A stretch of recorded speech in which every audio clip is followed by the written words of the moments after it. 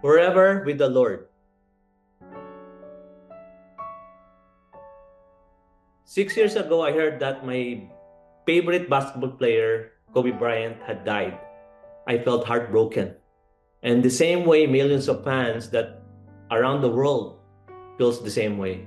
If news can touch us so deeply, imagine the pain when we lose someone we truly love, someone who has shared our lives, our memories, and our hearts. Losing a loved one is never easy.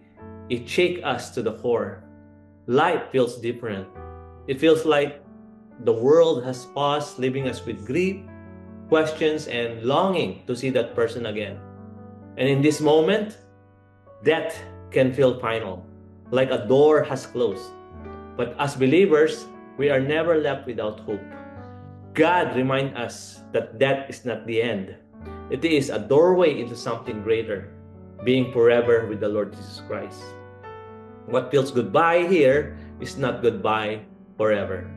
In 1 Thessalonians chapter 4, verse 16 to 17 says, "For the Lord himself will descend from heaven with a cry of a command, and the dead in Christ will rise first. Then we who are alive will be caught up together with them in the clouds to meet the Lord in the air. And so we will always be with the Lord." Because Jesus lives, death is not the end. It's the beginning of forever with him. This is the same hope behind the song "Because He Lives."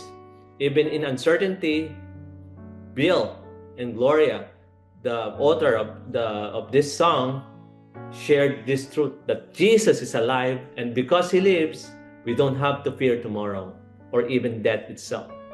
The truth that brought them peace still brings us peace today. So even in pain, suffering, uncharted waters, we can hold on to His promise that He will never leave us. Because He lives, we can face life and death with hope. And one day, we will be together with our Lord forever.